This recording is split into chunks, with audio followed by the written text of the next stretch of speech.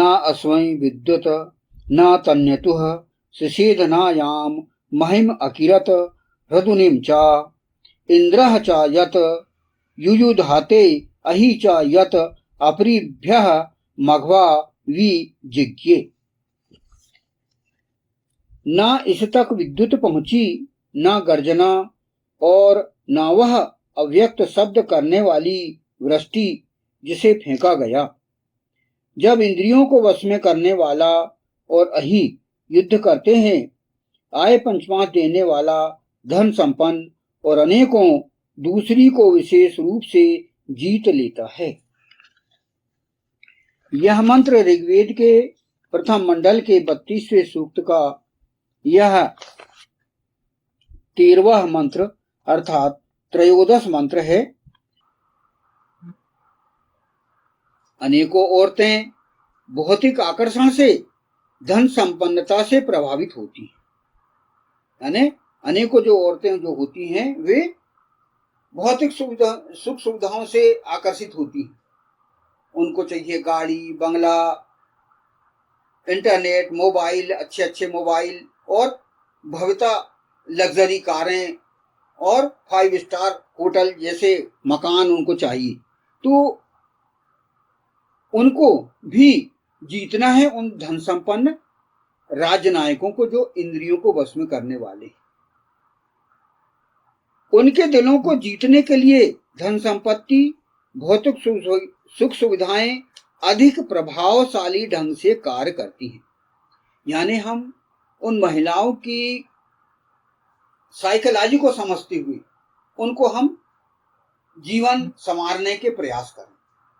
यहाँ मतलब एक धन संपन्न व्यक्ति को ऐश करने के लिए नहीं कहा गया कि भाई तुम्हारे पास बहुत पैसा है तुम औरतों को ले आओ और उनके साथ ऐश करो, ऐसा नहीं है। यहाँ जनहित की बात की गई कि दुष्टों के अंडर में जो औरतें अपना जीवन बर्बाद कर रही हैं, क्योंकि यदि दुष्ट उनसे सारे संबंध स्थापित करेंगे, बलात्कार करेंगे, तो आगे जो उनकी जो संतानें पैदा होंगी तो वो दुष्ट ही पैदा होंगी। वे जहरीले व्यक्ति होंगे जो षड्यंत्री करेंगे आगे चल के बड़े होके वो सब, और वे बर्बादी की ओर ही ले जाएंगे समाज को। तो ऐसे लोगों को, जो कि ऐसी महिलाएं, ऐसी औरतें जो यदि उनके वृत्रों के आकर्षण में हैं, तो उन्हें हमें अधिक से अधिक इंद्रियों को वश में करने वाले ऐसे राजनायक और धनवान ऐसे व्यक्तियों के संपर्क में लाना है और उनसे विवाह करवा के और उनका जीवन संवारना। मेन उद्देश्य है, मुख्य उद्देश्य है लड़कियों औरतों का जीवन संवारना और उनसे जो संतान उत्पत्ति हो तो वे सुकृत पैदा हो, दुष्ट पैदा ना हो। हमें हमारा जो जीवन उद्देश्य है सुकृतों की समाज रचना का हमारा अंतहीन आंदोलन चलता है। वेद में क्या कहा गया है कि भाई जो समाज रचना हो वो सुकृतों का हो। इसलिए दुष्टों से, वेद में सुकृत और दुष्टत्व दो ही विभाजन किए गए हैं।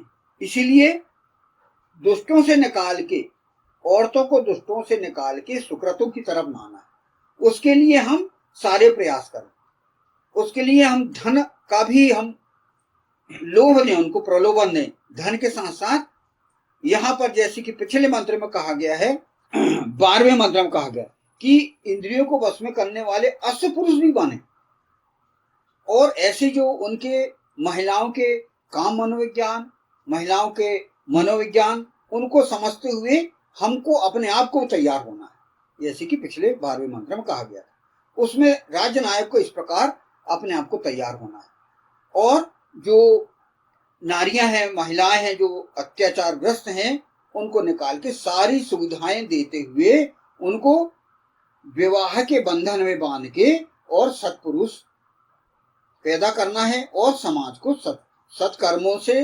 भरपूर करना है।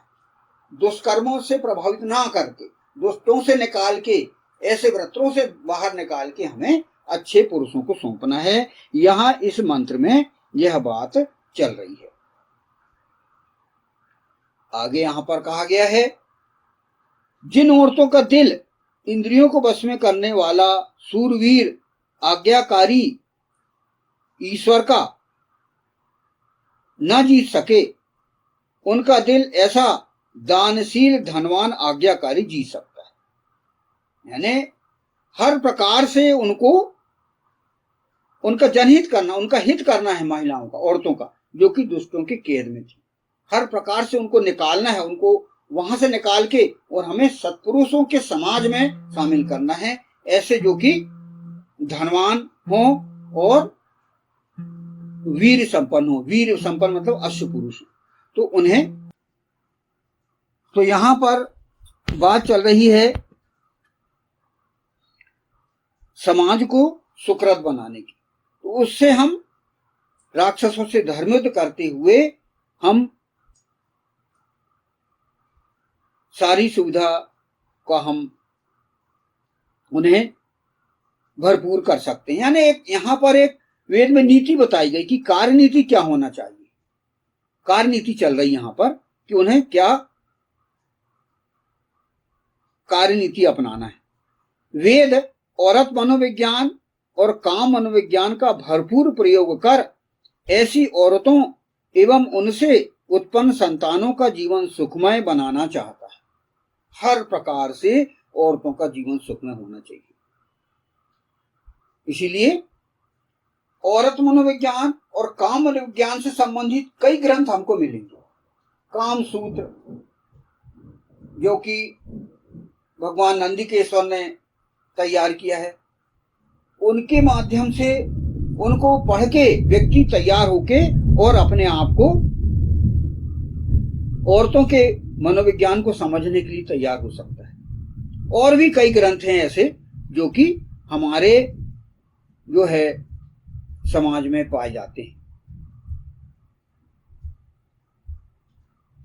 अतः उन्हें दुष्ट, मानव विरोधी, जन विरोधी लोगों के नियंत्रण से बाहर लाया जाना ही मानवता और विश्व हित के लिए उचित है। यहां पर हमें क्या करना है? मानवता और विश्व हित के लिए काम करना है। यानी जो समाज में बर्बादी नहीं लाना है, हमें समाज में हमें व्यवस्था लाना है। ऐसा समाज का निर्माण करना है जहां पर महिलाएं या औरतें या पत्नियां सुमंगली हों, यानी मंगल करने वाली। जो उनके पास जो संतानें हैं वे उनको अच्छा बनाएं और अच्छे संस्कार दें, और संस्कार अच्छे देते हुए उन्हें एक अच्छा पुरुष बनाएं। हमारे जो जीवन में 4 आश्रम हैं, तो उन्हें 25 वर्ष तक ब्रह्मचर्य आश्रम की व्यवस्था के अंतर्गत उन्हें अच्छे संस्कार सिखाएं, और इसके बाद पश्चात उन्हें जो पुरुष हैं, जो महिलाएं हैं, उनको द्वितीय जो आश्रम है गृहस्थ आश्रम, उसकी ट्रेनिंग दें, पहले उसका प्रशिक्षण दें, और प्रशिक्षण देकर उनको हम तैयार करें, पुरुष को और औरतों को। और उसके पश्चात जो 4 आश्रम, जो कि हम आमतौर पे हम ये जानते हैं कि हमारे जीवन को हम 100 वर्षों में हम डिवाइड कर सकते हैं, और जिसमें पहला ब्रह्मचर्य आश्रम 25 वर्ष तक पहला, दूसरा हो गया 50 वर्ष तक गृहस्थ आश्रम, तीसरा है वानप्रस्थ आश्रम, और चौथा है फिर संन्यास आश्रम। ये हमारी जीवन व्यवस्था सुखमय रूप से चलती रहे, इसके लिए वेद में, यानी वेद में सुखमय जीवन बिताने के लिए, भोग करने के लिए भी बात कही कि सुख पूर्वक जीते हुए हम भोग भी करें, और भोग करते हुए हम अपनी आध्यात्मिक शक्ति का भी जागरण करें हमारे अंदर, और भौतिक उत्थान भी करें। मतलब हमारे जीवन को कुल मिला के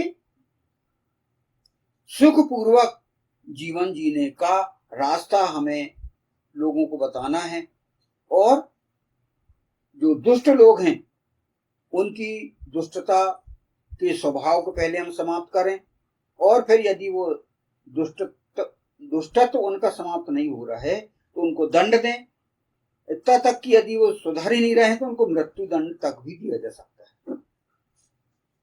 तो ये दंड संहिता यहाँ पर बताई गई है और दंड संहिता के आधार पर समाज को सुधारने के प्रयास किए गए हैं और एक कार्यनीति क्या होना चाहिए ये इस 13वें मंत्र में बताई गई है।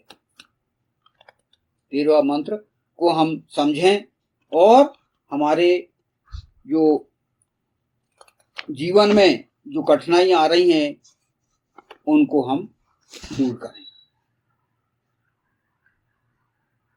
ना इस तक विद्युत पहुंची, ना गर्जना और ना वह अव्यक्त शब्द करने वाली वृष्टि जिसे फेंका गया। जब इंद्रियों को वश में करने वाला और अहि युद्ध करते हैं, आय पंचमांश देने वाला, धन संपन्न और अनेकों दूसरी को विशेष रूप से जीत लेता है। ओम न अस्मै विद्युत न तन्यतुः शिषेधना याम मिहम अकिरत प्रधुनिम च इंद्रः च यत युयुधाते अहि च यत अपरिभ्यः मघवा विजिज्ञे। ओम। वैदिक पर्सपेक्टिव के इस YouTube चैनल को सब्सक्राइब करें, वीडियो को लाइक व शेयर करें।